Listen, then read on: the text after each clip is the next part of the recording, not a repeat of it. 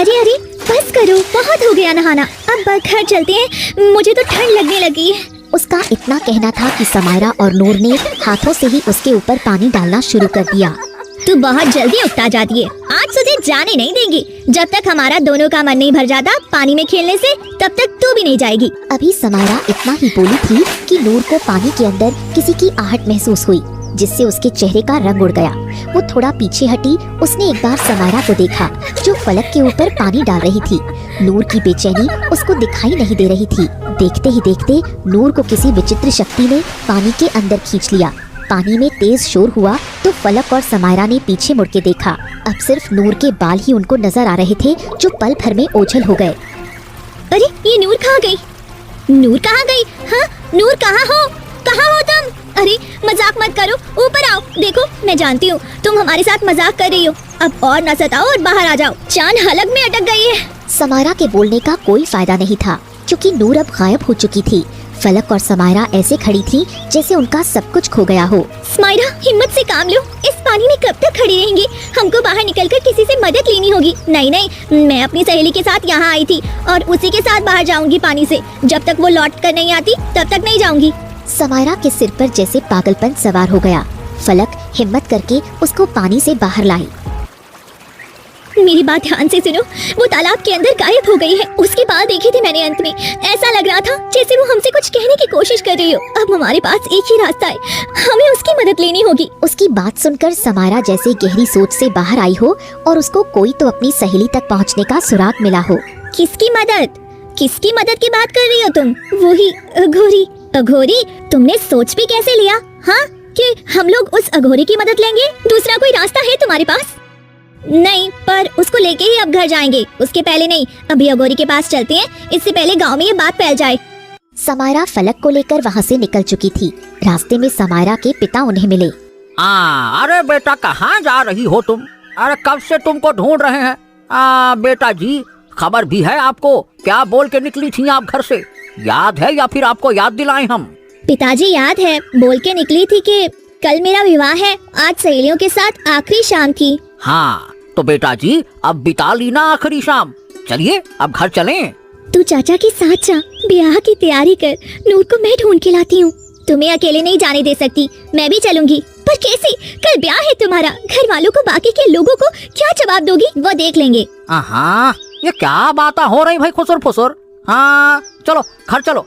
और बेटी फलक तुम भी अपने घर जाओ, तुम्हारे पिता परेशान हो रहे होंगे। बलवंत समायरा को घर ले आता है और समायरा कुछ नहीं कर पाती। फलक गहरी सोच में डूब जाती है और समायरा को जाते हुए देखने लगती है। उसे कुछ भी अच्छा नहीं लग रहा था। वो जाकर उसी तालाब के किनारे बैठ गई जहाँ से नूर गायब हुई थी। अब मैं अकेले क्या करूं? क्या कूद जाऊं इस तालाब में? या तो अपनी सहेली को ढूंढ कर ले आऊंगी या फिर कूद के मर जाऊंगी। वो जैसे ही कूदने वाली थी तभी किसी ने उसका हाथ पकड़कर खींच लिया। तालाब में कूदेंगे तो साथ में कूदेंगे, अघोरी ने कहा था। ये कुंड तालाब है, अब इसके अंदर जाना ही होगा। तुम क्यों आ गई? कल बारात दरवाजे पे खड़ी होगी, क्या जवाब देंगे तेरे घर वाले उनको? वो देख लेंगे बाद में। सुबह तक हम कुंड तालाब से बाहर आ जाएंगे। अब आंखें बंद कर और लगा दे जान की बाजी। दोनों सहेलियां हाथ पकड़ती हैं और तालाब में कूद जाती हैं। नीचे जाते जाते उनकी सांसें अटक जाती हैं। उस अघोरी ने झूठ कहा था, ये कुंड तालाब है। कोई कुंड तालाब नहीं है, ये यहाँ सिर्फ पानी है। अब हम मरने वाले हैं, ईश्वर को याद करते हैं। मरना ही तो था, विवाह कर लेती। तेरी आखिरी ख्वाहिश तो पूरी हो जाती ना विवाह करने की। पानी से लड़ते लड़ते वो पानी के बिल्कुल नीचे चली जाती हैं और उनका शरीर नीचे बैठ जाता है। तभी एक तेज रोशनी चमकती है। रोशनी के अंदर एक बड़ा सा साफ सुथरा किले जैसा घर था। ये क्या? पानी के अंदर दूसरी दुनिया? ये कैसे हो सकता है? क्या सच में ये कुंड लोग हैं? इसका मतलब हमारी नूर जिंदा है और इसी घर में है। चलो जल्दी चलो, अंदर जाके देखते हैं। दोनों तेजी से उस किले के अंदर चली गईं। वहां जाकर देखा एक आदमी जिसने काला नकाब लगाया हुआ था सामने आया। ओह, तो तुम लोग नूर को ढूंढने आई हो ना धरती लोक से? हाँ, आपको कैसे पता? और आप कौन है? क्या आपको पता है हमारी सहेली कहाँ है? वो इसी दुनिया में रुकी हुई है ना? मेरे साथ आओ। दोनों को थोड़ा सा तो विचित्र लग रहा था ये आदमी, परंतु उसके पीछे जाने के सिवा उसके पास कोई दूसरा रास्ता नहीं था, इसलिए चुपचाप दोनों उसके साथ चली जाती हैं। अंदर जाकर रहबर उनको एक कक्ष में ले जाता है और आगे से दरवाजा बंद कर देता है। दरवाजा बंद होते ही उस कक्ष में इतना अंधेरा हो जाता है जैसे किसी एक भी छेद से कोई रोशनी ना आ रही हो। इस अंधेरे को देखकर फलक जोर से चीखती है, कौन हो तुम? बाहर निकालो हमें यहाँ से। अरे तुम चाहती क्या हो हमसे? हमारी सहेली को तुमने कहाँ रखा है? क्या मकसद है तुम्हारा? बताओ, बचाओ हमें, कोई बाहर निकालो हमें। वो चीखती रही परंतु रहबर की तरफ से कोई जवाब नहीं आया। फलक का सर चकराने लगा। अंधेरा इतना था कि समायरा भी फलक को और फलक समायरा को देख नहीं पा रही थी। फलक, हिम्मत से काम लो, हमारा मकसद नेक है और इन लोगों से हम हार नहीं सकते। ये हमें तोड़ना चाहते हैं, हमको टूटना नहीं है। मेरा दम घुट रहा है, मुझे सांस नहीं आ रही है। इतना बोलते ही फलक मूर्छित होकर जमीन पर गिर गई। उसके गिरने की आवाज से समायरा अंधेरे में उसको ढूंढने लगी। फलक, कुछ नहीं होगा, हिम्मत रखो, मैं आ रही हूँ तुम्हारे पास। समायरा टटोल टटोल कर फलक के पास पहुंची और फलक के सिर को सहलाने लगी। फलक, देखना, लोग कहते हैं अंधेरे के बाद रोशनी आती है, हमें बस उस रोशनी को ढूंढना है। समायरा ने बहुत प्रयास किया वहाँ से निकलने का, परंतु निकल नहीं पाई। बाहर आओ, तुमको मालकिन ने बुलाया है, आओ। मालकिन? ये मालकिन कौन है? रहबर ने कोई जवाब नहीं दिया। समायरा ने फलक को सहारा दिया और दोनों गिरते पड़ते हालात में बाहर आ गईं। बाहर की रोशनी कम ही थी, फिर भी कम रोशनी देखकर ही उनकी आंखें चौंधिया गईं और जब पूरी आंखें खोलीं तो दोनों को अपनी आंखों पर यकीन नहीं हुआ। नूर एक बड़े से सिंहासन पर बैठी थी। फलक, देखना, हमारी सहेली मिल गई। यहाँ हमारा हाल भूख और अंधेरे से खराब हो गया और तुम यहाँ आराम से बैठी हुई हो। अरे कैसी सहेली हो तुम, देखने भी नहीं आई। मेरा घर पसंद नहीं आया? तुम्हारा घर? हाँ, मेरा घर, यही तो रहती हूँ मैं पिछले 20 वर्षों से। 20 वर्ष की तुम हो भी नहीं। मजाक करने के लिए पूरा जीवन पड़ा है। अभी घर चलती हैं, सब परेशान हो रही होंगी और तुम तो जानती ही हो, आज समायरा का विवाह है। देरी हो गई तो बारात वापस चली जाएगी, फिर कभी उसका विवाह नहीं हो पाएगा। गाँव वालों को जानती हो ना, कैसे कैसे लोग हैं, पंचायत बिठा लेंगे वो लोग। फलक की बात से नूर को कुछ फर्क नहीं पड़ा तो अमारा को गुस्सा आया। वो फलक को वहीं छोड़ नूर के पास आकर खड़ी हो गई और उसको खींचते हुए बोली, नूर, बहुत हो गया मजाक, चल गांव चलते हैं। मुझे डर लग रहा है, क्या जवाब दूंगी बाकी के लोगों को। समायरा ने जैसे ही नूर का हाथ पकड़ा, नूर ने उसको जोर से धक्का दिया जिससे अमारा दूर जा गिरी। तुम दोनों पागल हो जो मेरे पीछे यहाँ तक चली आई। अरे मूर्खो, इतना नहीं समझ पाई? ये मेरी एक चाल थी तुमको यहाँ लाने की, और देखो तुम मेरे जाल में फंस गई। मुझे तो ये समझ ही नहीं आ रहा, तुम इतनी मूर्ख कैसे हो सकती हो? क्या कहना चाहती हो? साफ साफ कह दो, क्योंकि कल से अब तक भूख और अंधेरे ने और इस सुनसान जगह ने दिल को शमशान जैसा बना दिया है। एक रात यहाँ रहने के बाद समझ आ गया है, यहाँ कुछ तो बड़ा रहस्य है। अब शुरुआत तुम ही कर लो। मेरा सच जानना चाहती हो ना? तो सुनो, मैं तुम्हारी सहेली नहीं थी और तुम यहाँ तक आ सको इसलिए तुमको सहेली बनाया, ताकि समय आने पे तुमको यहाँ कैद कर सकूं। वैसे मूर्खता की हद होती है। 2 साल मेरी सहेली बनी रही, आज तक कभी ये भी नहीं पूछा कि मेरा परिवार कहाँ है और मैं तुम्हारे घर क्यों नहीं जाती। जहाँ तक मेरा अंदाजा है, गांव की सहेली एक दूसरे के घर आती जाती रहती है ना? क्योंकि तुम बोलती थी दोस्ती बस घर के अंदर तक नहीं जाएगी। अब मुझे समझ में आ रहा है तुम ये सब क्यों बोलती थी। अब मैं सच्चाई जानना चाहती हूँ, बोलो क्या रहस्य है तुम्हारा? क्या सच में तुम मेरी सच्चाई जानना चाहती हो? हाँ, ये बात 20 वर्ष पहले की है। माँ, कहाँ हो आप? देखो ना, बाहर कोई आपको बुला रहा है। अरे बेटा, कौन है? अंदर बुला लो। वो हमारा पड़ोसी है ना, उनके यहाँ कल विवाह है, जिसके लिए आपने मुझे लाल चुन्नी और पीला लहंगा बना के दिया। वो लोग आए हैं। अच्छा, तो बस विवाह का न्योता देने आए होंगे। नहीं माँ, वो आपसे कुछ बात करना चाहती हैं। मैं देखती हूँ। सावित्री उठकर बाहर चली गई। दरवाजे पर मोहनदास खड़े थे। बहन जी, एक जरूरी बात करनी थी आपसे। आपको तो पता ही है, परसों मेरे बेटे का विवाह था, परंतु अचानक लड़की बीमार पड़ गई और मर गई। अंदर आओ। सावित्री मोहनदास को अंदर बुलाकर लाई। परंतु अचानक लड़की बीमार पड़ गई और मर गई। हे ईश्वर, ये कैसे हो गया? देखो बहन जी, बीमारी, जिंदगी और मौत ये तो ऊपर वाले के हाथ में है। अब गांव वाले तो यही कह रहे हैं कि विवाह में सुख नहीं लिखा था, इसीलिए लड़की मर गई। गलत जगह विवाह होने से बेहतर है कि इंसान मर जाए। कई घरों में हम अपने पुत्र का रिश्ता लेकर गए, परंतु कोई भी मान नहीं रहा विवाह के लिए। इस गांव में सबसे ज्यादा तो नहीं, पर अच्छे लोगों में हम आते हैं। हाँ सही कह रही हो, तुम लोग तो बहुत जमीन वाले हो। फिर क्यों कोई अपनी बेटी नहीं देना चाहता आपके घर में? पता नहीं, इसीलिए मैं आपके घर आया हूँ। क्या आप नूर का विवाह मेरे पुत्र से करेंगी? क्योंकि मैं आपको जानता हूँ, आप पुरानी बातों को नहीं मानती। आप पे कोई जोर जबरदस्ती नहीं है। आप चाहे तो मना भी कर सकती हैं, परंतु मैं चाहता हूँ कि मेरे पुत्र का विवाह उसी मुहूर्त में हो जो तय हुआ था, और मेरा पुत्र भी होने वाली पत्नी के अचानक मरने से सदमे में आ गया है। उसको भी गम भुलाने में आसानी होगी। इसमें सोचने समझने वाली कोई बात नहीं है। मैं इस विवाह के लिए तैयार हूँ। मेरी नूर ऐसे तो लाखों में एक है, परंतु श्याम भी बहुत सुंदर और अच्छा नेक लड़का है। हम इस विवाह के लिए तैयार हैं। और इस तरह नूर और श्याम का विवाह हुआ। 4 साल बीत गए। एक दिन नूर अपने घर में बैठी श्याम की प्रतीक्षा कर रही थी। तभी श्याम का दोस्त बलवंत वहाँ आया।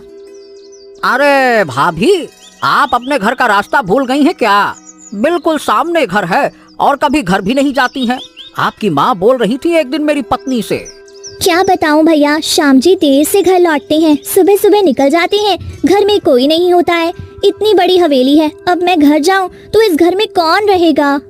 वैसे एक बात तो है, आपकी किस्मत बदल गई है। इतने बड़े घर की बहू बन गई।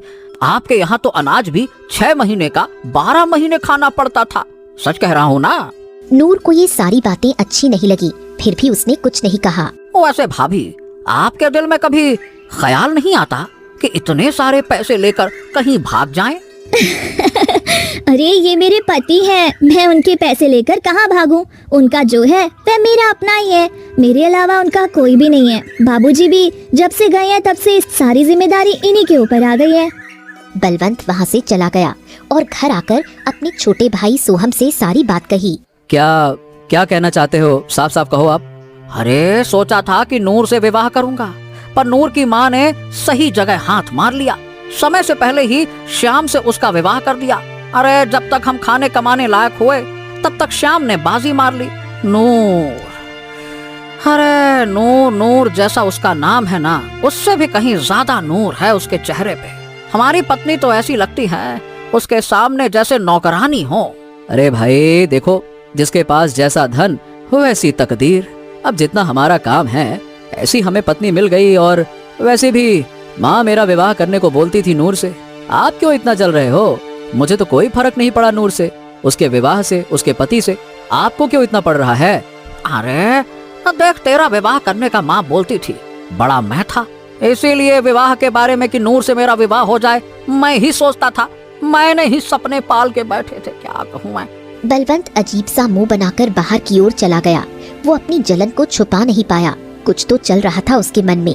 वो चलते चलते घर के बाहर आ गया और एक जगह बैठ गया। ये नफरत की आग इतनी जल क्यों रही है? मेरे मन में ऐसा लग रहा है कि मैं क्या कर डालूं। अरे जिस लड़की को पसंद किया उसी का विवाह बिल्कुल घर के सामने हो गया। दूर होता तो उसकी खुशी से फर्क नहीं पड़ता, आंखों के सामने अपने प्यार को किसी और के बाहों में किसी और के साथ।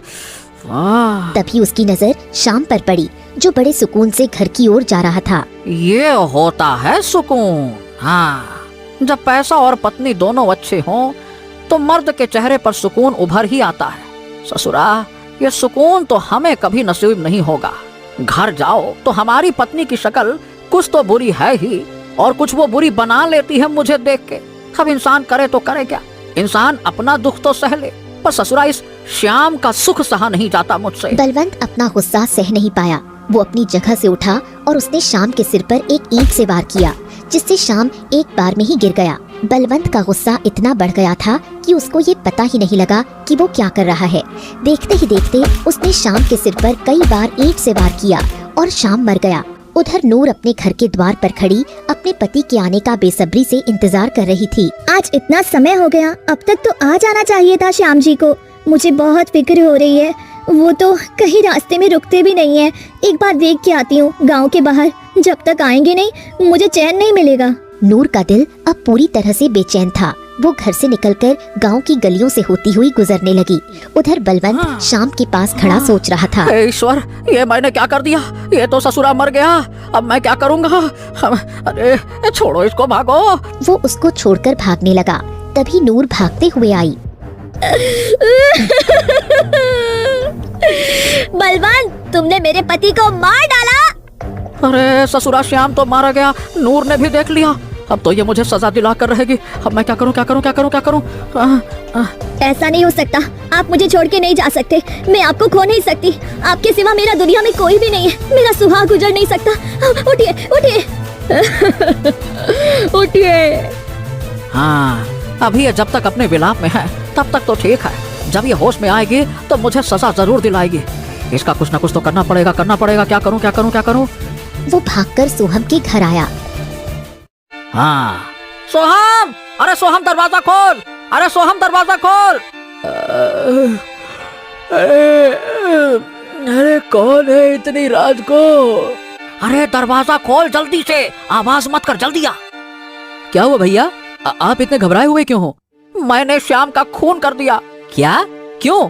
ये आपने क्यों किया भाई? समय नहीं है मेरे पास। जल्दी चल, इससे पहले कि सुबह हो जाए और लोग जाग जाएं। मेरे साथ चल। अरे तो मैं कहाँ जाऊँ? नूर ने मुझे अपने पति का खून करते हुए देख लिया है। वो मुझे सजा जरूर दिलाएगी। इससे पहले कि वो होश में आ जाए, हमें उसको रास्ते से हटाना होगा। क्या बात करते हो भैया? एक खून के ऊपर से एक और खून? आसान है क्या ये सब? हलवा है क्या? आप कर सकते हो, मैं किसी का खून नहीं कर सकता। दिमाग खराब है क्या? अरे तो क्या अपने भाई को मरने देगा? तो खून के रिश्ते अब सफेद हो गए क्या? क्या बातें करता है तू रे? ठीक है भाई, चलो चलते हैं। अब जैसा आप बोलो वही करेंगे। आपको बचाने के लिए तो कुछ भी करूंगा। चलो। दोनों चलते हुए श्याम और नूर के पास आए।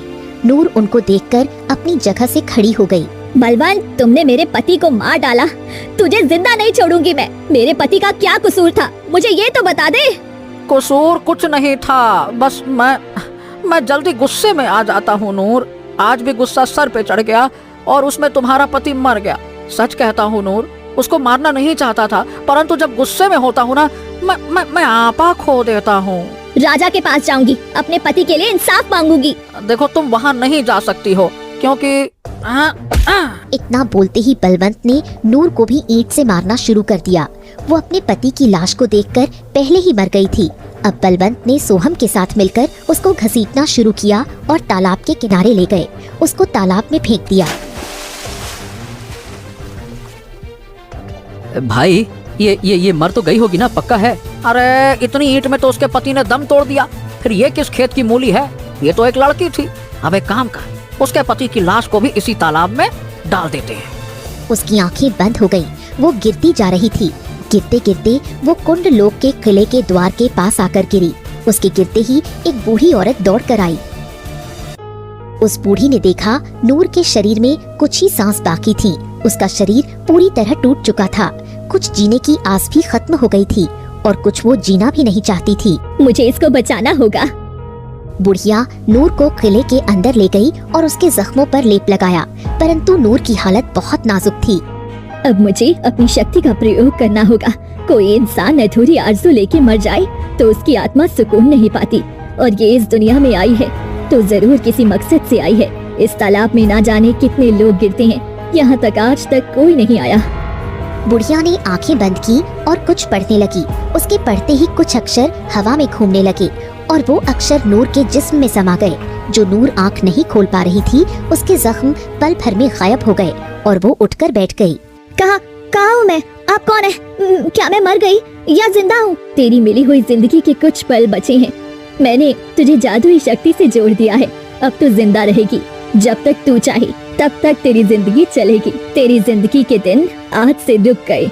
ना तुझे गर्मी लगेगी, ना तुझे सर्दी लगेगी, और ना ही तेरी जिंदगी बढ़ेगी। जब तक मैं चाहूँ, मतलब तेरी उम्र आज यही रुक गई। तू 20 वर्ष की है ना, हमेशा 20 वर्ष की ही रहेगी। और आज से तुझे तेरी अच्छाइयाँ छोड़ के तुझे मेरी इस काली दुनिया में रहना होगा।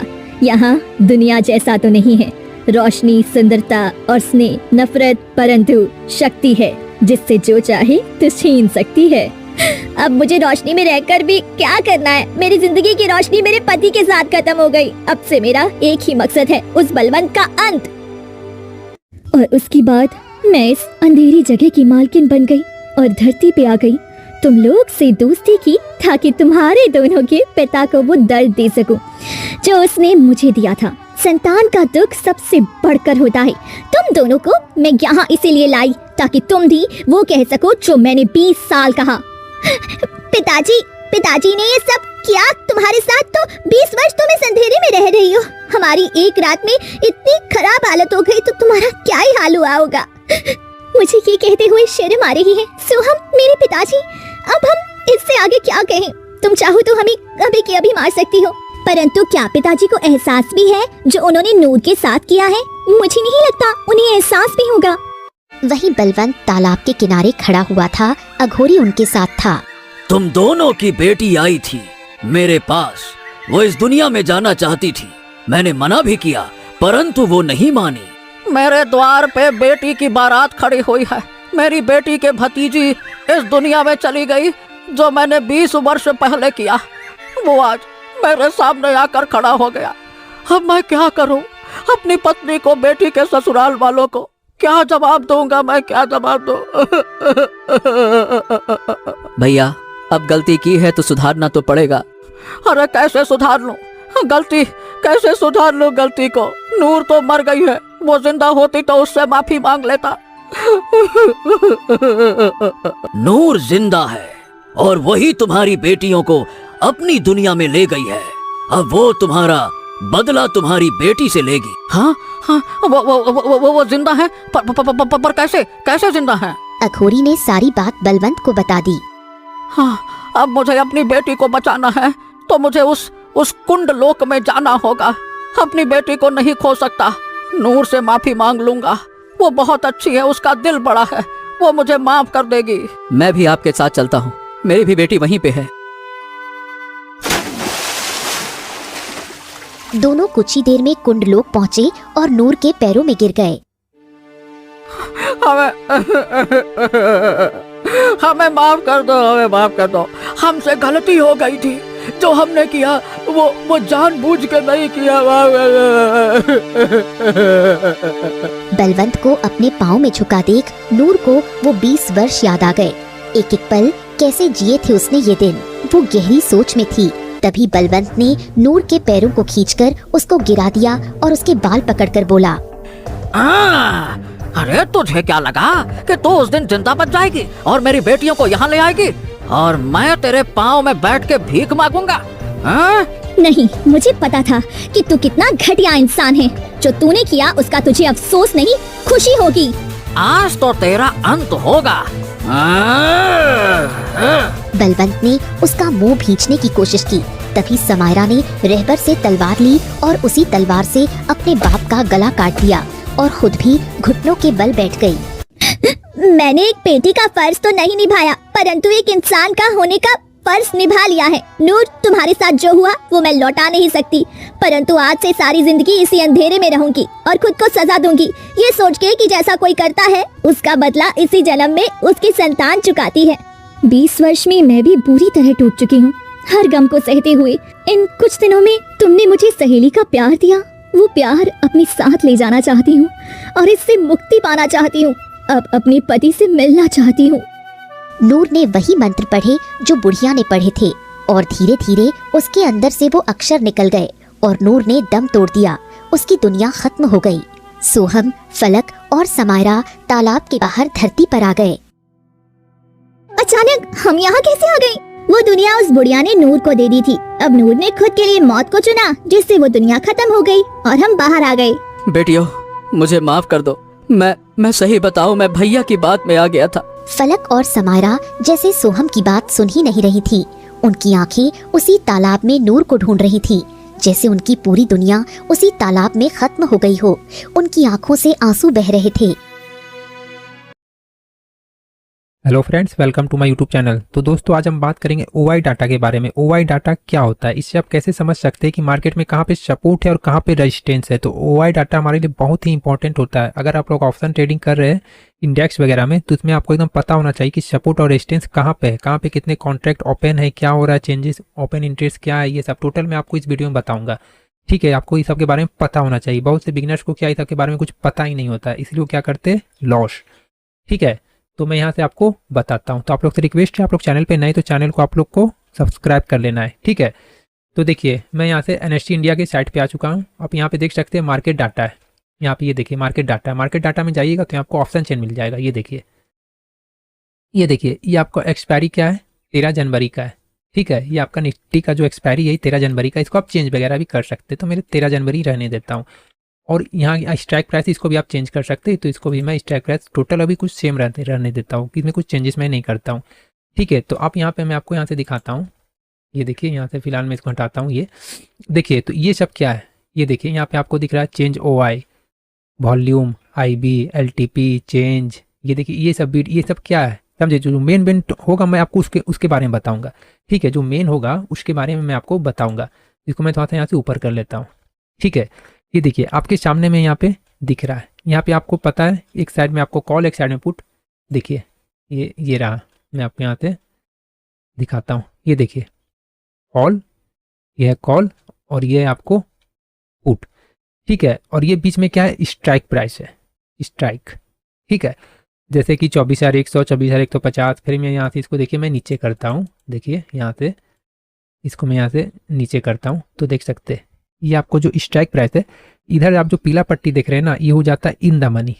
इधर देखिए ये जो है ये कॉल का इन द मनी, और जो नीचे है ये यहाँ जो मार्केट अभी चल रहा है, मार्केट कहाँ पे है, देखिए मार्केट है आपका 25,683, मतलब 700 के आसपास है। जो 700 के आसपास हो गया वो हो गया एट द मनी, यानी यहाँ पे मार्केट चल रहा है। तो ये क्या कहलाएगा, ये एरिया आपको एट द मनी है। ठीक है, और इधर जो है कॉल साइड में हो जाएगा इन द मनी, और इसका नीचे जो साइड हो जाएगा out of the money. Same आपका इधर ही हो जाएगा, ये पुट साइड में का मैं बात कर रहा हूँ, इधर हो जाएगा ये आउट ऑफ द मनी। जो व्हाइट कलर का आपको दिख रहा है टोटल ये आपको आउट ऑफ द मनी कहलाता है, और नीचे जो पीला है ये आपको इन द मनी कहलाता है। तो ये आपको क्लियर हो गया। और बीच में स्ट्राइक प्राइस, ये जो आपको देख रहे हैं ये टोटल स्ट्राइक प्राइस है। टोटल स्ट्राइक प्राइस पे आपको volume, IB, LTP, change, OI total आपको मिलेगा देखने के लिए, समझ गए। तो इसमें मेन क्या क्या देखना रहता है, कैसे आपको पता चलेगा कहाँ पे सपोर्ट है, कहाँ पे रेजिस्टेंस है। सपोर्ट पे क्या होता है पता है आपको, बायर्स एक्टिव रहते हैं, और रेजिस्टेंस पे सेलर्स। ठीक है, तो आपको ऑप्शन ट्रेडिंग करते हैं तो आपको पता होना ही चाहिए ये सब, समझ गए। कहाँ पे कितना कॉन्ट्रैक्ट बाय हो रहा है, सेल हो रहा है, टोटल आपको इस OI डाटा में दिखता है, ये निफ्टी का है। ठीक है, तो आइए मैं एक एक करके आपको समझाता हूँ। देखिए स्ट्रॉन्ग ट्रेंड मतलब प्राइस अगर ऊपर है OI ऐसे, मतलब जैसे कि देखिए मैं आपको बता रहा हूँ। देखिए प्राइस OI जो है, देखिए यहाँ पे देखिए OI स्ट्रॉन्ग ट्रेंड में है। ठीक है, मतलब क्या है, OI जो है देखिए अगर स्ट्रॉन्ग ट्रेंड में, अगर न्यू बायर्स आएगा मतलब आ रहे हैं मार्केट में, तो क्या होगा, ट्रेंड मतलब स्ट्रॉन्ग रहेगा, समझ गए। स्ट्रॉन्ग ट्रेंड में मतलब क्या है, मतलब बायर, मतलब मार्केट ऊपर जा रहा है, तो ऊपर मार्केट को कौन ले जाता है, बायर्स ही ले जाते हैं ना। कौन ले जाते हैं, बायर्स। मार्केट को नीचे कौन ले जाता है, सेलर्स, समझ गए। अब देखिए अब शॉर्ट कवरिंग कब आता है, देखिएगा कि आप गौर कीजिएगा, वीकली एक्सपायरी के दिन या मंथली एक्सपायरी के दिन देखिएगा ये क्या होता है, शॉर्ट कवरिंग आता है, समझे। तो प्राइस क्या हो जाता है वहाँ पे, प्राइस देखिएगा कि आपने कोई, मान के चलिए आपने कॉल का कोई भी इंडेक्स में जाकर के बाई किया होगा कॉल साइड का, तो अब देखिएगा जब भी शॉर्ट कवरिंग आएगा ना, तो देखिएगा कि मार्केट ऊपर जाता है इसे, समझे। तो एक होता है आपको शॉर्ट ट्रेंड होता है, फिर आपको शॉर्ट कवरिंग होता है, फिर आपको स्ट्रॉन्ग सेलिंग होता है, और आपको एक होता है लॉन्ग अनवाइंडिंग, समझे। लॉन्ग अनवाइंडिंग में क्या होता है आपको, कमेंट्स कीजिए, अगर नहीं पता है तो फिर कमेंट्स कीजिए, समझ गए। और देखिए यहाँ पे मैं आपको यहाँ से इसको हटाता हूँ। ठीक है, मेन जो टॉपिक मैं आपको उसको बता रहा हूँ। ठीक है, देखिए OI, ये है OI। तो OI क्या होता है, समझे। यहाँ पे जो OI है आपको, ये कॉल साइड का है ना, तो देखिए आपको यहाँ पे ये पुट साइड है ना, तो आपको पुट साइड में भी OI दिखेगा, देखिए है, दोनों जगह आपको सेम रहेगा, सिर्फ ये सब में प्राइस वगैरह में ये सब में अंतर रहेगा, यानी LTP ये सब में टोटल चेंज रहेगा, लेकिन दोनों साइड आपका रहेगा ये, समझ गए। तो अगर कॉल OI हाई है, समझिए, कॉल OI हाई है, कॉल OI हाई है मतलब हाई मतलब हाई, कॉल OI हाई है तो क्या है, मतलब ये भी देखना होगा ना कि कॉल OI आपका कहाँ पे हाई है। कॉल OI हाई है तो कहाँ पे हाई है, तो आपको ये कहाँ देखना रहता है, आपको ये स्ट्राइक प्राइस पे देखना रहता है। ये सब है ना जो, ये आपको स्ट्राइक प्राइस है। देखिए यहाँ से मैं इसको हटाता हूँ, रुकिए 1 मिनट, इसको यहाँ से देखिए, कॉल OI मतलब हाई है तो कहाँ है, हाई है। ये स्ट्राइक प्राइस जो देख रहे हैं, ये स्ट्राइक प्राइस, तो इसी में कहीं पे कॉल OI हाई होना चाहिए, और होगा ही हाई, समझ गए। कॉल OI मतलब समझ जाइए, वहाँ पे क्या है, रेजिस्टेंस एरिया हो गया वो। कॉल OI जो है ना, ये देखिए अगर हाई है तो वहाँ पे क्या होगा, रेजिस्टेंस एरिया। ठीक है। अगर पुट ओ वाई, ये देखिए पुट है, इसका ओ वाई ये अगर हाई है तो वहाँ पे क्या होगा, सपोर्ट एरिया, समझे। तो सपोर्ट से क्या होता है, मार्केट ऊपर जाता है, रेजिस्टेंस से मार्केट क्या होता है, नीचे आता है। समझ गए, क्लियर हो गया आपको। तो जहाँ पे कॉल ओ वाई हाई रहेगा वहाँ पे रेजिस्टेंस एरिया बन जाता है। समझ गए। रेजिस्टेंस एरिया कहाँ बनता है, चार्ट पे बनता है। कहाँ पे, चार्ट पे। समझ गए। और आपका पुट में ओ वाई अगर हाई रहेगा तो क्या होगा, सपोर्ट एरिया बन जाता है। समझ गए।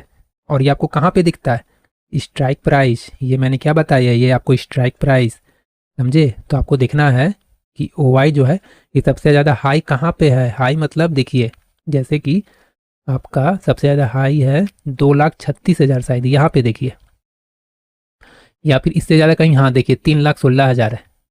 देखिए 3,00,000, ये देखिए यहाँ पे, ये आपको दिख रहा है, ये आपका है 26,000 पास, 26,000 पास है। देखिए 26,000 पास। ठीक है। तो ये आपका क्या हो जाएगा, ये आपका क्या होगा, रेजिस्टेंस एरिया हो जाएगा। ये क्या होगा, रेजिस्टेंस हो जाएगा। रेजिस्टेंस मतलब क्या, कि वहाँ से मार्केट को निकलने में ऊपर बहुत ही प्रॉब्लम होगा। 26,000 से मार्केट को मतलब क्या करेगा ना, सेलर्स लोग, वहाँ पे क्या रहता है, रेजिस्टेंस पास सेलर्स रहता है, तो वहाँ पे क्या होगा, मार्केट वहाँ से ऊपर उठने नहीं दिया जाएगा मार्केट को जल्दी। समझ गए। उसके बाद देखिए कहाँ पे है, 2,34,000, तो ये कहाँ पे, 26,100। समझे। उसके बाद का मैं बात कर रहा हूँ। सबसे ज़्यादा स्ट्रॉन्ग तो अभी देखिए कहाँ पे ओ वाई है, हाई, तो ये आपको 3,16,729 है, 26,000 पास, तो ये आपको रेजिस्टेंस एरिया है। उसके बाद देखिए 2,34,000 पास है, तो ये क्या है, 26,100 पास है। तो कहने का मतलब अगर 26,000 मार्केट चला गया तो उसका सेकंड रेजिस्टेंस फिर आ जाएगा 2,34,000 जो है यहाँ पे, तो 26,100 पास आ जाएगा। समझ गए। उसके बाद आएगा कहाँ पे, यहाँ पे देखिए 2,20,000 के आसपास है, ये देखिए। उसके बाद 26,500 पास है, तो ये ऐसे ही जहाँ पे उसका देखिए, उसके बाद 2,20,000, यानी 27,000 पहुँचने में वही फिलहाल बहुत मुश्किल होगा। समझ गए। तो ये तो हो गया कॉल साइड का। अब देखिए पुट साइड का। पुट साइड का देखिए कॉल ओ वाई कहाँ पे हाई है, कॉल ओ वाई इसका देखिए 1,06,000 यहाँ पे करीब दिख रहा है, 25,200। या आप लोग भी कहीं देख सकते हैं कि कहीं ज़्यादा मैं नहीं देख पा रहा हूँ, तो यहाँ देखिए 1,14,000 है फिलहाल, यानी 25,400 पास है। तो ये क्या हो जाएगा, सपोर्ट एरिया। इससे ज़्यादा कहीं है 1,14,000, ये भी है 25,600, देखिए 25,600 पास भी है, ये देखिए यहाँ पे, ये लाइन में वीडियो पॉज करके भी देख सकते हैं। 1,14,000 यहाँ देखिए, उससे पहले देखिए 1,65,000 है, तो 25,500 क्या हो जाएगा, मजबूत सपोर्ट का काम करेगा ये। समझे। तो कहने के बाद जहाँ ओ आई ज़्यादा हाई रहेगा वहाँ पे सपोर्ट, पुट साइड का मैं बात कर रहा हूँ, वहाँ पे ये सपोर्ट का काम करने लगेगा। समझ गए, क्लियर हो गया ना आपको। तो रेजिस्टेंस और सपोर्ट तो ऐसे ही आपको पता चल गया कि कैसे कहाँ क्या निकालना है। तो आप यहाँ से क्या करते हैं, सपोर्ट पार्ट से क्या करना है आपको, फिर बाय करना रहता है। अगर ब्रेक किया तो फिर मार्केट कहाँ तक आएगा, सेकंड रेजिस्टेंस दूसरा कहाँ पे था, 25,600 तक। समझ गए। तो देखिए यहाँ से कितना इजीली मैंने आपको बता दिया चेंज ओ वाई कहाँ से। अब चेंज ओ वाई का मैं बताता हूँ। ओ वाई डाटा से पता चल गया, सपोर्ट रेजिस्टेंस आपको पता चल गया ना। अब देखिए यहाँ पे ऑप्शन चेन में जो ओ आई है मैंने क्या बताया, सेम, और यहाँ भी सेम होता है। ओ आई ज़्यादा हाई रहेगा, इसमें कॉल में रहा तो यह रेजिस्टेंस, यहाँ पे सपोर्ट पे रहा तो ये पुट में रहा तो क्या करेगा, सपोर्ट का काम करेगा। समझ गए ना। अब देखिए ओ वाई डाटा बता रहा हूँ, जो मेन पॉइंट है ना मैं आपको वो बता रहा हूँ। देखिए चेंज इन ओ वाई, देखिए यहाँ भी है, और आपका देखिए चेंज इन ओ वाई यहाँ भी है। देखिए मैं आपको यहाँ से देखिए दिखाता हूँ। देखिए चेंज ओ वाई यहाँ भी है और चेंज ओ वाई यहाँ भी है। ठीक है। तो ये क्या बता रहा है आपको, चेंज ओ वाई क्या बता रहा है आपको, ये आपको बता रहा है कि न्यू पोजीशन आज का डेट में, अभी तो मार्केट क्लोज है ना, लेकिन जब ये क्लोज हुआ था उस डेट का तक में मार्केट में मतलब न्यू पोजीशन कहाँ बन रहा है, न्यू पोजीशन कहाँ पे ज़्यादा बन रहा है। समझे। मतलब कौन सा स्ट्राइक प्राइस पे ज़्यादा पोजीशन बना है। तो चलिए ये भी हम लोग देख लेते हैं, इसको यहाँ से हाइड करते हैं, नहीं तो फिर कर्सर काम नहीं करता गाइज। ठीक है। देखिए चेंज इन ओ वाई, देखिए सबसे ज़्यादा कहाँ पे आप देख सकते हैं, 1,24,000 पास, ये यहीं पे ज़्यादा देखिए। तो कहाँ 25,000 पास बहुत ज़्यादा ट्रेड हुआ है, इस स्ट्राइक पास से बहुत ज़्यादा ट्रेड हुआ है। यहाँ पे देख सकते हैं 1,24,000 पास चेंज इन हुआ है, मतलब यहाँ पे क्या हुआ है, पोजीशन न्यू क्या है, बना है, न्यू पोजीशन। समझ गए। न्यू पोजीशन बढ़ा है या फिर घटा है, जरूरी नहीं है कि बढ़ा है, हो सकता है घट भी गया हो। तो आपको टोटल यहाँ पे देखिए सबसे ज़्यादा कहाँ पे आपको दिख रहा है, 1,24,000 पास है, ये देखिए। और यहाँ पे देखिए चेंज इन ओआई यहाँ पे, मतलब कहने का मतलब इस स्ट्राइक प्राइस पे कितना जो न्यू पोजीशन बन रहा है वो आपको दिखेगा, या फिर घट रहा है वो आपको दिखेगा। जरूरी नहीं कि बढ़ ही रहा है। कौन सा स्ट्राइक प्राइस इधर भी आप लोग देख सकते हैं, वीडियो पॉज करके आराम से देख, 64,000 के आसपास है, जो कि 25,405 इस स्ट्राइक प्राइस से ज़्यादा ट्रेड हुआ है यहाँ पे। समझ गए? समझे कि नहीं? कमेंट्स कीजिए, समझ रहे तो फिर कमेंट्स कीजिए। समझे? अगर देखिए कॉल ओआई देखिए इंक्रीज हो रहा है कॉल में, मान के चलिए कॉल ओआई अगर इंक्रीज हो रहा है, इंक्रीज मतलब बढ़ना होता है ना, ठीक है, तो कॉल ओआई क्या हो रहा है, इंक्रीज हो रहा है आपका, तो क्या होगा, ये रेजिस्टेंस स्ट्रांग हो जाएगा, रेजिस्टेंस जो है स्ट्रांग हो जाएगा। समझ गए? और कॉल ओआई जो डिक्रीज हो रहा है, कॉल ओआई, समझ गए, कॉल ओआई अगर फिर डिक्रीज हो रहा है, समझे, कॉल में का मैं बात कर रहा हूँ, तो क्या होगा, फिर रेजिस्टेंस वीक हो जाएगा। समझ गए? क्लियर हो गया चेंज इन ओआई का। और वॉल्यूम का देखिए, ये है वॉल्यूम, ये देखिए यहाँ पे क्या है, ये वॉल्यूम, ठीक है, जो मेन है मैं आपको उसको बता रहा हूँ। समझ गए ना? देखिए जो वॉल्यूम है आपको क्या बताता है कि आज कितना कॉन्ट्रैक्ट ट्रेड हुआ है, आज कितना कॉन्ट्रैक्ट ट्रेड हुआ है। समझे? अब ये मैं बोला कि अभी तो कैसे, अभी तो बंद है ना, मार्केट अभी बंद है, लेकिन कोई दिक्कत नहीं, मैं जब हुआ था तब का बता रहा हूँ। ये देखिए 9 जनवरी का आपका डाटा है, ठीक है, ये आप देख सकते हैं। तो वॉल्यूम क्या बताता है, समझे, कि कितना कॉन्ट्रैक्ट में ट्रेड हुआ है, कितना कॉन्ट्रैक्ट ट्रेड हुआ है, आप यहाँ पे देख सकते हैं। देखिए कहाँ पे ज़्यादा वॉल्यूम है बताइए, अटेंशन एरिया वही है आपका, देखिए 64 लाख यहाँ पे इसी स्ट्राइक प्राइस पे 25,905। देखिए हो सकता है इससे ज़्यादा यहाँ भी हो, जरूरी नहीं है, मैं नहीं देख पा रहा हूँ तो आप भी तो वीडियो पॉज करके देख के समझ सकते हैं। मैं आपको एग्जांपल के तौर पे बता रहा हूँ कि वॉल्यूम क्या बताता है कि वहाँ पे कितना ज़्यादा मतलब क्या हुआ है, बाई हुआ है, सेल हुआ है, बाई हुआ है, सेल हुआ है। समझे? वॉल्यूम क्या बताता है कि यहाँ पे उतना बाई हुआ, सेल हुआ, बाई हुआ, सेल हुआ, बाई हुआ, सेल हुआ। तो यहाँ क्या होगा, पूरा भीड़ हो जाएगा ना, buy sell buy sell buy sell buy sell पूरा हो रहा है। समझे? तो वहाँ पे क्या होगा, समझ गए, बाई सेल मतलब पूरा हो रहा है। तो क्या बताता है वॉल्यूम, क्या बताता है, तो वहाँ पे कितना कॉन्ट्रैक्ट ट्रेड हुआ है, मतलब वहाँ पे अटेंशन एरिया, कुछ ना कुछ बात हो सकता है इस स्ट्राइक प्राइस पे। बस यही आपको बताता है कि इस स्ट्राइक प्राइस पे आपको ज़्यादा कॉन्ट्रैक्ट में ट्रेड हुआ है। समझ गए? अब आपको देखिए आई बी क्या बताता है, आई बी इम्प्लाइड वॉल्टिलिटी। तो ये आपको क्या बताता है, समझे, ये ऑप्शन में एक्सपेक्टेड क्या होता है ना, वॉल्टिलिटी।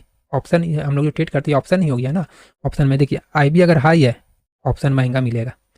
ये देखिए ये जो आई बी है ना, ये देखिए फिर से समझिए, आई बी जो हाई है, ठीक है, तो ऑप्शन महंगा मतलब क्या, प्रीमियम हम लोग जो बाई करते हैं ना, देखिएगा ऑप्शन चेन में जाइएगा निफ्टी उफ्टी का, ठीक है ना, जो किसी का डीमेट अकाउंट में जाइएगा ट्रेड करने के लिए, तो आपको पता होगा स्ट्राइक प्राइस हो गया, in the money, out of the money, out of the money, in the money रहता है कॉल पुट। तो देखिएगा कि आपको प्रीमियम बाई करना रहता है, उस स्ट्राइक प्राइस का प्रीमियम बाई करना रहता है। आपको लग रहा है कि उस डेट का, मान के चलिए 13 जनवरी है, या आपको लगता है कि वो ऊपर जाएगा नीचे जाएगा कोई भी था, तो आपने क्या किया, प्रीमियम बाई करते हैं, तो आपने प्रीमियम को क्या किया, बाई किया, ठीक है। तो क्या होगा ना, आई बी अगर हाई है, ये वाला अगर हाई रहेगा ना, तो आपको प्रीमियम क्या मिलेगा, महंगा। समझे? जो हो सकता है आपको 400 में मिलने का था, वो हो सकता है आपको 420 में मिलेगा। समझे? यही होता है आई बी। समझे? तो जो मेन है मैं आपको वो बता दे रहा हूँ। आई बी अगर हाई है तो आप देख सकते हैं कहाँ पे हाई है, देखिए आप यहाँ भी एक तरह से देख सकते हैं, मैं आपको यहाँ से बताता हूँ। ये देखिए, ये देखिए मैं आपको यहाँ से बताता हूँ।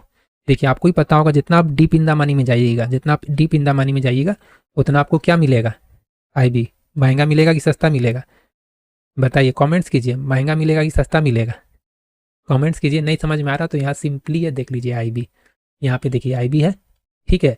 अब यहाँ टोटल स्ट्राइक प्राइस है, मैंने पहले ही बता दिया। तो ऑप्शन में अगर आई बी अगर बढ़ा हुआ है तो आपको प्रीमियम महंगा मिलेगा। समझे? अब ये कब बढ़ जाता है, तो देखिएगा कोई इलेक्शन के टाइम में, या फिर कोई आरबीआई का पॉलिसी के टाइम में, युद्ध के टाइम में, तो ये सब क्या होगा, आई बी बढ़ जाता है, तो आपको प्रीमियम महंगा पे करना पड़ता है। समझे? फिर कुछ धीरे धीरे फिर आई बी शांत होता है तो आपको प्रीमियम सस्ता हो जाता है।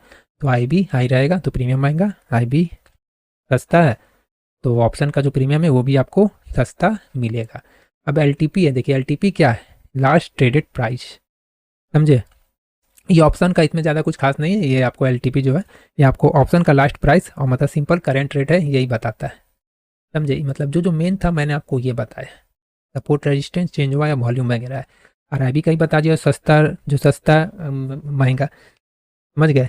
आई बी महंगा तो प्रीमियम महंगा, आई बी सस्ता तो प्रीमियम भी सस्ता, चाहे किसी भी इंडेक्स का हो या फिर फ्यूचर एंड ऑप्शन का स्टॉक का, किसी का भी मान के चलिए, ठीक है।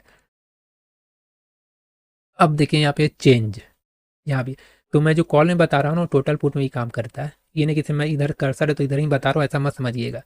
समझ गया। वॉल्यूम का कि देखिए दोनों साइड साफ भी सेम है, आई भी यहाँ भी सेम है, तो यहाँ भी पुट साइड भी सेम है, आई भी बढ़ेगा तो पुट का भी ऑप्शन महंगा मिलेगा, सस्ता होगा तो पुट का प्रीमियम भी सस्ता मिलेगा। वॉल्यूम कहाँ कितना ज़्यादा ट्रेड हुआ है, बाई सेल किसी स्ट्राइक प्राइस पे, वहाँ ज़्यादा आपको दिखेगा। समझ गए। अब चेंज में देखिए क्या है, कल का प्राइस कितना ऊपर या नीचे हो सकता है, समझे, ये आपको बताता है। समझे समझे कल मतलब कल से प्राइस कितना ऊपर या नीचे हो सकता है, ये आपको चेंज बताता है। यहाँ पे ये देखिए चेंज है, ये यहाँ भी है। समझ गए। अब यहाँ पे देखिए बिड क्वांटिटी, ये देखिए यहाँ पे है ना बिड है, देखिए बिड क्वांटिटी है, देखिए तो आपका यहाँ भी होगा बिड, ठीक है ना, बिड क्वांटिटी या फिर बिड, देखिए बिड क्वांटिटी या फिर बिड, देखिए यहाँ भी है और यहाँ भी है, मतलब दोनों साइड में, जैसा कि मैंने पहले ही बताया।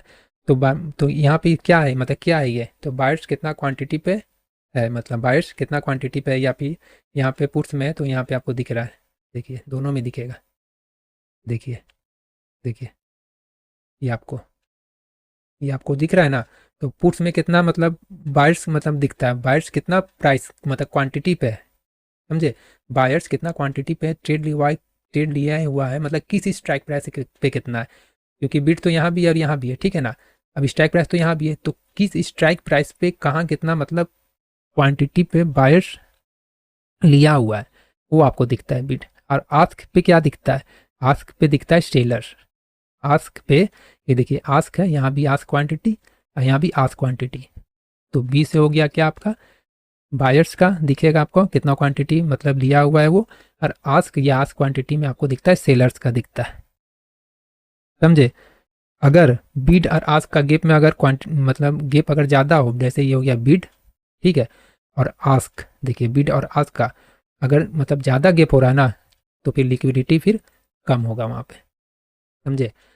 ये देखिए बिड हो गया, मैंने क्या बताया, बायर्स का क्वांटिटी बताता है ये बिड क्वांटिटी आ रही है बिड, और आस्क बताता है सेलर का, ठीक है, ये दोनों जगह है देख सकते हैं। तो अगर बिड और आस्क का अगर गेप ज़्यादा है ना, बिड और आस्क का अगर गेप ज़्यादा है तो क्या होगा, लिक्विडिटी कम, लिक्विडिटी कम रहता है तो वहाँ पे क्या होगा ना, जहाँ देखिएगा लिक्विडिटी कम रहेगा वहाँ वॉल्यूम भी कम रहेगा, तो वहाँ पे क्या होगा ना कि ट्रेड कीजिएगा तो वहाँ पे आपको लॉस का चांस बढ़ जाता है। ऑप्शन बाइंग में मैं बात कर रहा हूँ। समझे। समझ गए। अगर नहीं समझ में आया है तो कमेंट्स कीजिए, मैं फिर से समझा दूंगा आपको, मतलब कमेंट्स में ही समझा दूंगा, नहीं तो फिर से वीडियो बोलिएगा तो भी बना दूंगा। समझ गए। समझ गए कि नहीं समझे बताइए। तो मैंने आपको कितने अच्छे से बता दिया, जो जो मेन पॉइंट था टोटल मैंने आपको बता दिया। Call, put, strike price, OI, change OI, volume, IB, LTP, change beat, total मैंने आपको बता दिया स्ट्राइक प्राइस से लेकर के सपोर्ट रेजिस्टेंस कैसे कहाँ आपको क्या देखना है, वॉल्यूम कितना पर चेंज हुआ है, ये वो चेंज इन ओआई कहाँ पे क्या क्वांटिटी, ये सब टोटल मैंने आपको बता दिया। ठीक है। आईबी का मैंने आपको बता दिया। तो कहीं कुछ समझ में आया है कि नहीं आया बताइए। समझे। तो मेन इसको देखा जाता है कि कहाँ पे इस स्ट्राइक प्राइस पे कहाँ पे कितना पे सपोर्ट और रेजिस्टेंस बन रहा है। समझे। तो यहाँ आप जा करके भी देख सकते हैं टोटल, वीडियो पॉज करके भी एक बार, अगर नहीं समझ में आया तो फिर से एक बार को वीडियो को पीछे करके स्लोली आराम से देखिए। समझ गए। तो ये सब चीज़ क्या करते हैं ना, बिगनर्स मिस्टेक कर देते हैं। समझे। ये तो हो गया 13 जनवरी का ना। ठीक है। अगर आपको ने जैसे 13 जनवरी का प्रीमियम को बाई नहीं करना था, अगर आपको 20 जनवरी का था तो 20 जनवरी का भी देख सकते हैं चेंज करके। टोटल ये सब तो ऊपर वाला चेंज सेम ही रहेगा, बाकी आपको ये सब में अंतर हो जाएगा। स्टैक प्राइस भी सेम रहेगा मान के चलिए, बाकी ये सब आपको चेंज हो जाएगा। इन द मनी का कॉल का और in the out of the money total आपको मतलब ये जो लिखा हुआ है आपको डिजिट ये चेंज हो जाएगा। बाकी आपने कोई पोजीशन 20 जनवरी का भी नहीं बनाना था, 27 का बनाना था, तो यहाँ भी आपको देखने आज पता चल जाएगा। टोटल जो कि जो मैंने बताया टोटल सेम ही है। समझ गए। कहीं भी कोई डाउट हो तो फिर कमेंट्स में पूछ सकते हैं। आई होप आपको ये वीडियो अच्छा लगा होगा। समझे। यहाँ से किसी का भी देख सकते हैं, निफ्टी का, फिर निफ्टी का टोटल का दिख जाता है। ऐसा नहीं है कि सिर्फ आपको निफ्टी का ही दिखेगा। समझे। एनएससी में जो जो लिस्टेड है एनएससी में, ठीक है, सेंसेक्स आपका चला गया बीएससी में आ जाता है। ठीक है। और आपका बैंक एक्स भी चला जाता है। ठीक है। बाकी आप बैंक निफ्टी का भी देख सकते हैं, 27 तारीख का, इस सब का तो अब मंथली है। ठीक है। फिर आप यहाँ पे मिड कैप निफ्टी का भी देख सकते हैं टोटल। यहाँ पे आप किसी भी स्टॉक्स का भी देख सकते हैं। ये देखिए किसी भी स्टॉक्स का देखिए तो मैं आपको इसी का बताता हूँ, किसी का भी देखिए, जाइएगा देखिए टोटल, क्योंकि ये टोटल ऑप्शन चेन है, यहाँ टोटल आपको वही चीज़ बताएगा जो मैंने आपको अभी निफ्टी में बताया था ना, टोटल आपको सेम वही वर्क करता है यहाँ भी। ये देखिए, चाहे स्टॉक हो चाहे इंडेक्स हो, टोटल आपको सेम वर्क करता है, क्योंकि देखिए यहाँ भी टोटल सेम लिखा हुआ है, यहाँ कुछ अंतर है ऊपर में, आप ही बताइए, कमेंट्स कीजिए, सेम है, ठीक है। तो सेम अंतर कहाँ है, सिर्फ डिजिट में, ये भी इन द मनी है और इसका इधर ये भी इन द मनी है, इधर out of the money, strike price, at the money, समझ गए। तो ये आपको स्टॉक में ही काम करता है, देखिए, समझ गए। इसका भी एक्सपायरी चेंज कर सकते हैं, समझ गए। तो मैंने एक में बताया, मतलब मैंने समझिए टोटल में बता दिया, टोटल में सेम ही है, ये फिर निफ्टी का है, समझ गए। इसका भी चेंज कर सकते हैं, स्ट्राइक प्राइस भी यहाँ से चेंज हो जाएगा, टोटल यहाँ पे से अपने अनुसार जैसे ट्रेड ले रहे हो उस अनुसार आपको आप यहाँ